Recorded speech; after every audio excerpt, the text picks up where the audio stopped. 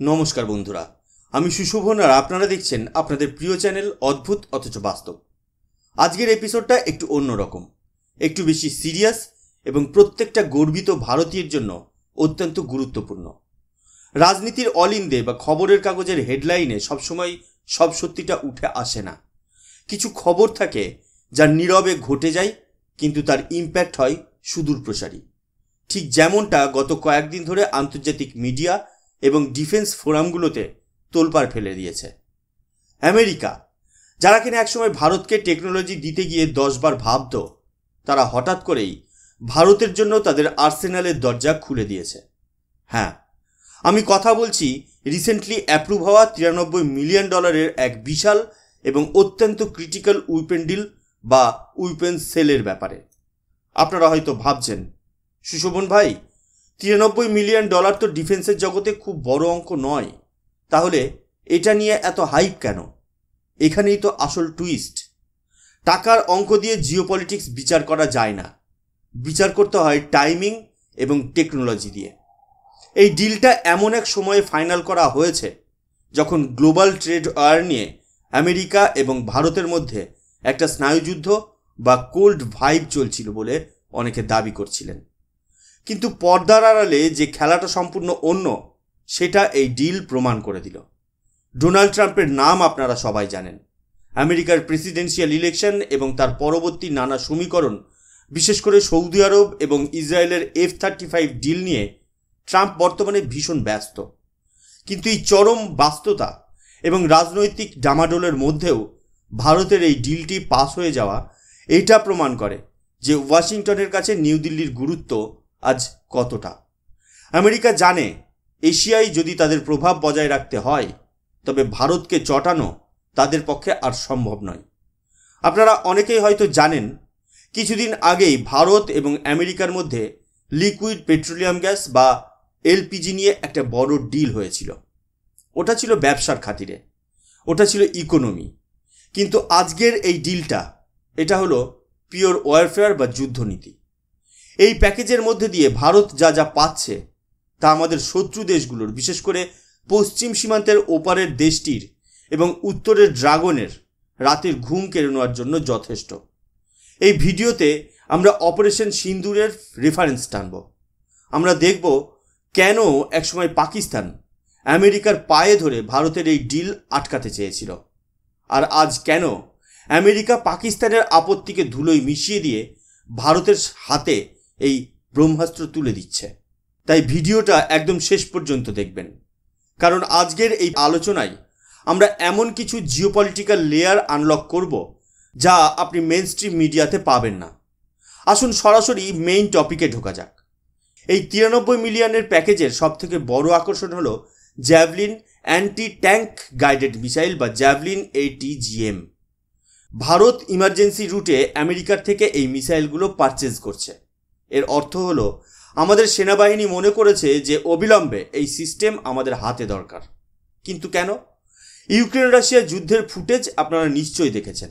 এই যুদ্ধে যদি ইউক্রেনের কাছে কোনো রক্ষা কবচ থেকে থাকে, বা রাশিয়ার মতো সুপার পাওয়ারের আর্মার্ড কলাম বা ট্যাঙ্কের বহরকে ছারখার করে দিয়েছিল, সেটা হলো এই জ্যাভলিন।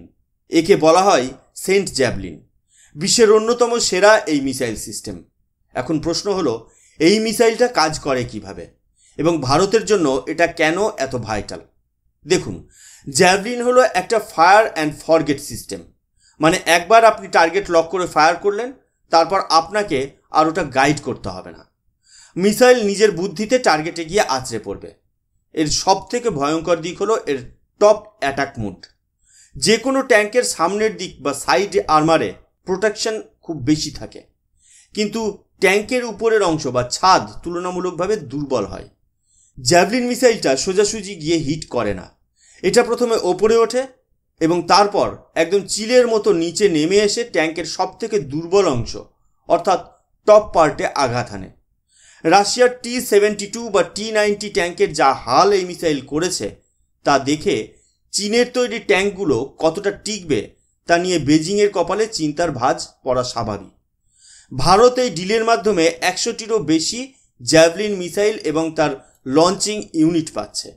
এবং সবথেকে বড় খবর হলো, কথাবার্তা চলছে যে ভবিষ্যতে ভারত এবং আমেরিকা যৌথভাবে বা জয়েন্ট প্রোডাকশনের মাধ্যমে এই মিসাইল ভারতেই তৈরি করতে পারে। ভাবুন একবার, মেক ইন ইন্ডিয়া প্রজেক্টের আন্ডারে যদি টাটা বা অন্য কোনো দেশীয় কোম্পানি এই জ্যাভলিন তৈরি করা শুরু করে, তবে আমাদের সেনাবাহিনীর ফায়ার পাওয়ার কোথায় গিয়ে পৌঁছাবে। পাকিস্তান এবং চীনের বর্ডারে, বিশেষ করে হাই অল্টিটিউড এরিয়াতে যেখানে ট্যাঙ্ক মুভমেন্ট ডিফিকাল্ট, সেখানে একজন সাধারণ ইনফ্যান্ট্রি সোলজার বা পদাতিক সেনা কাঁধে করে এই মিসাইল নিয়ে নিমেষের মধ্যে শত্রুর কয়েক কোটি টাকার মেইন ব্যাটেল ট্যাঙ্ক ধ্বংস করে দিতে পারবে। এটা শুধু ফিজিক্যাল ড্যামেজ নয়, এটা শত্রুর মনে একটা সাইকোলজিক্যাল ফিয়ার বা মনস্তাত্ত্বিক ভয় তৈরি করে দেবে। তারা জানবে ভারতের বর্ডারের আশপাশে ট্যাঙ্ক নিয়ে আসার মানেই হলো সুইসাইড মিশন। জ্যাভলিনের থেকেও যে জিনিসটা আমার কাছে স্ট্র্যাটেজিক্যালি বেশি ইন্টারেস্টিং লেগেছে, সেটা হলো এক্সক্যালিভার অ্যামুনেশন বা এক্সক্যালিভার আর্টিলারি শেলস। আপনারা যারা অপারেশন সিন্দুর সম্পর্কে খোঁজখবর রাখেন, তারা জানেন যে ভারত সেখানে পাকিস্তানকে কিভাবে জবাব দিয়েছিল। সেই অপারেশনে এবং তার পরবর্তী সময়ে বর্ডার স্কারমিশে আমরা এক্সটেন্সিভলি আর্টিলারি বা কামানের ব্যবহার করেছি। কিন্তু সাধারণ আর্টিলারি শেলে একটা সমস্যা থাকে। আপনি ফায়ার করলেন, সেটা বাতাসের গতিবেগ বা অন্যান্য কারণে টার্গেট থেকে একটু এদিক ওদিক হতে পারে। কিন্তু মডার্ন ওয়ারফেয়ারে আমরা চাই পিন পয়েন্ট অ্যাকুরেসি। আমরা চাই না যে আমাদের গোলার আঘাতে কোনো সিভিলিয়ান বা সাধারণ মানুষের ক্ষতি হোক। আমরা চাই ঠিক ওই বাংকারটাই ধ্বংস হোক যেখানে সন্ত্রাসবাদীরা লুকিয়ে আছে। ঠিক এই কাজের জন্যই ডিজাইন করা হয়েছে এক্সক্যালিভার রাউন্ডস। এটা সাধারণ কোনো কামানের গোলা নয়, এটাকে আপনারা বলতে পারেন একটা গাইডেড মিসাইল যা কামানের নল দিয়ে বের হয়। এই শেলে জিপিএস গাইডেন্স সিস্টেম লাগানো থাকে। এর গায়ে ছোট ছোট ডানা বা ফিন থাকে যা ওড়ার সময় এর গতিপথ বা ট্র্যাজেক্টরি কারেক্ট করতে পারে। মানে একবার ফায়ার করার পর আকাশে থাকা অবস্থায় এটি নিজেকে অ্যাডজাস্ট করে এবং একদম নিখুঁতভাবে শত্রুর মাথার ওপর গিয়ে পড়ে। এর রেঞ্জ প্রায় 40 থেকে 60 কিলোমিটার পর্যন্ত হতে পারে, যা আমাদের M777 হাউজার কামানের জন্য পারফেক্ট। এই ডিলের মাধ্যমে ভারত 116টি এক্সক্যালিভার ট্যাকটিক্যাল প্রজেক্টাইল পাচ্ছে। আপনারা ভাবতে পারেন সংখ্যাটা কম, কিন্তু বিশ্বাস করুন, এই এক একটা শেল এক একটা স্ট্র্যাটেজিক অ্যাসেট। অপারেশন সিন্দুরের সময় আমরা দেখেছি এর কার্যকারিতা। যখন ইন্টেলিজেন্স রিপোর্ট আসে যে বর্ডারের ওপারে কোনো লঞ্চ প্যাডে সন্ত্রাসবাদীরা মিটিং করছে, তখন সেখানে বিমান পাঠিয়ে এয়ার স্ট্রাইক করা সবসময় সম্ভব হয় না। তাতে যুদ্ধের ঝুঁকি বেড়ে যায়। কিন্তু আপনার নিজের মাটিতে বসে প্রায় 50 কিলোমিটার দূরে আপনি যদি একটা পিন পয়েন্ট স্ট্রাইক করে পুরো মিটিংটা উড়িয়ে দিতে পারেন, সেটাই হলো স্মার্ট ওয়ারফেয়ার। এবং আমেরিকা এই টেকনোলজি এখন ভারতের হাতে তুলে দিচ্ছে কোনো প্রশ্ন ছাড়াই, যা প্রমাণ করে যে আমাদের অপারেশনাল নিডস বা প্রয়োজনীয়তাকে তারা কতটা সম্মান দিচ্ছে।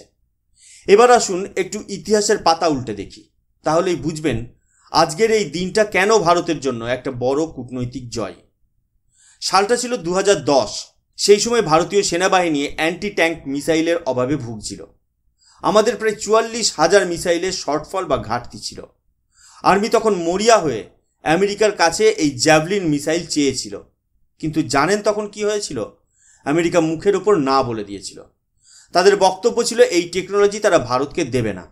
এর পেছনে একটা বড় কারণ ছিল পাকিস্তান। 2010-12 সালের দিকে আমেরিকার সাথে পাকিস্তানের সম্পর্ক ছিল অন্য লেভেলের।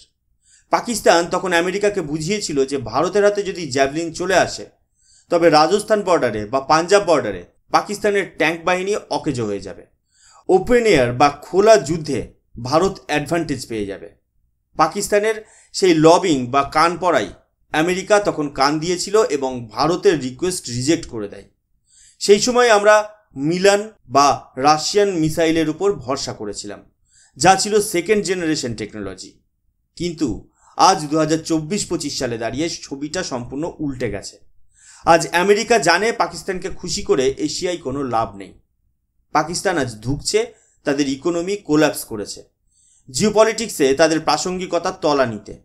অন্যদিকে ভারত আজ গ্লোবাল পাওয়ার। তাই যে ডিল 2012 সালে আটকে গিয়েছিল, ট্রান্সফার অফ টেকনোলজি বা টিওটির দোহাই দিয়ে, আজ সেই ডিল আমেরিকা হাসি মুখে সাইন করে দিচ্ছে। আজ আর পাকিস্তানের কোনো আপত্তি ওয়াশিংটনের কেউ শোনার প্রয়োজনও মনে করছে না। এমনকি ডোনাল্ড ট্রাম্প, যিনি কিনা আমেরিকা ফার্স্ট নীতিতে বিশ্বাসী এবং ট্রেড ট্যারিফ নিয়ে ভারতের উপর চাপ সৃষ্টি করার চেষ্টা করেছিলেন, তিনিও এই ডিফেন্স ডিলের ক্ষেত্রে স্পিকটি নট। এর কারণ খুব সিম্পল। আমেরিকার ডিফেন্স ইন্ডাস্ট্রি লবি এবং পেন্টাগন জানে চীনের কাউন্টার ব্যালেন্স একমাত্র ভারত। তাই ভারতের ডিফেন্স ক্যাপাবিলিটি বাড়ানো পরোক্ষভাবে আমেরিকারই স্বার্থ রক্ষা করা। সৌদি আরব বা ইসরায়েলের F-35 ডিল নিয়ে ট্রাম্প অ্যাডমিনিস্ট্রেশন যতই ব্যস্ত থাকুক না কেন, ভারতের ফাইল এখন আর রেড টেপের ফিতেই আটকে থাকে না। এটা ফাস্ট ট্র্যাক মোডে ক্লিয়ার হয়। এটা কোনো দয়া নয়, এটা ভারতের অর্জিত জিওপলিটিক্যাল স্ট্যাটাস। এই যে ইমার্জেন্সি প্রকিউরমেন্ট বা জরুরি ভিত্তিতে কেনাকাটা, এটা কি শুধু বর্তমানের জন্য? একদম না, এটা ভবিষ্যতের প্রস্তুতির অংশ। আমরা জানি আমাদের উত্তরে চীন এবং পশ্চিমে পাকিস্তান, এই টু ফ্রন্ট ওয়ারের সম্ভাবনা সবসময়ই থাকে। লাদাখের গালওয়ান উপত্যকা এবং অরুণাচলের তাওয়াং, যেখানে ভূপ্রকৃতি অত্যন্ত দুর্গম, সেখানে ট্যাঙ্ক যুদ্ধ খুব একটা দেখা যায় না। কিন্তু চীন সেখানে লাইট ট্যাঙ্ক বা আর্মার্ড ভেহিকেল নিয়ে আসার চেষ্টা করছে। সেই পরিস্থিতিতে আমাদের ইনফ্যান্ট্রি বা পদাতিক বাহিনীর হাতে জ্যাভলিনের মতো হাতিয়ার থাকা মানে হলো গেম চেঞ্জার। এছাড়া এই ডিল এটাও ইঙ্গিত দিচ্ছে যে ভারত এবং আমেরিকার সম্পর্ক এখন আর ছোটোখাটো ট্রেড ডিসপিউট বা ট্যারিফ সমস্যার উপর নির্ভর করে না। পীযূষ গোয়েল রিসেন্টলি এমনটা হিন্টস দিয়েছিলেন যে একটা ভালো খবর আসছে। এই ডিফেন্স ডিল হয়তো সেই বড় পিকচারের একটা ট্রেলার মাত্র। শোনা যাচ্ছে ট্রেড ডিলেও ভারত হয়তো বড়সড় ছাড় পেতে চলেছে। আমেরিকা বুঝতে পারছে ভারতের মতো বিশাল মার্কেট এবং স্ট্র্যাটেজিক পার্টনারকে হাতছাড়া করা মানে নিজের পায়ে নিজে কুড়ুল মারা। বিশেষ করে একটা কথা বলতেই হয়, জেনারেটিভ এআই বা মডার্ন টেকনোলজির যুগে যুদ্ধ শুধু আর মাঠে ময়দানে সীমাবদ্ধ নেই। এটা এখন টেকনোলজি আর ইনফরমেশনের যুদ্ধ।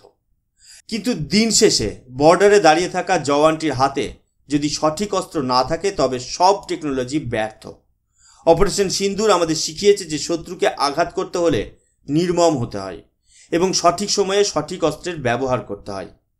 93 মিলিয়নের এই প্যাকেজ, 100টি জ্যাভলিন এবং 216টি এক্সক্যালিভার শেল আমাদের সেই সক্ষমতাকে বা ক্যাপাবিলিটিকে বহুগুণ বাড়িয়ে দিল। পাকিস্তান বা চীনের মিডিয়াতে এই নিয়ে কি লেখালেখি হচ্ছে তাতে আমাদের কিচ্ছু যায় আসে না। ডন পত্রিকার এআই জেনারেটেড আর্টিকেলের মতো তাদের ডিফেন্স পলিসিও এখন নড়বড়ে। কিন্তু ভারত তার লক্ষ্যে অবিচল।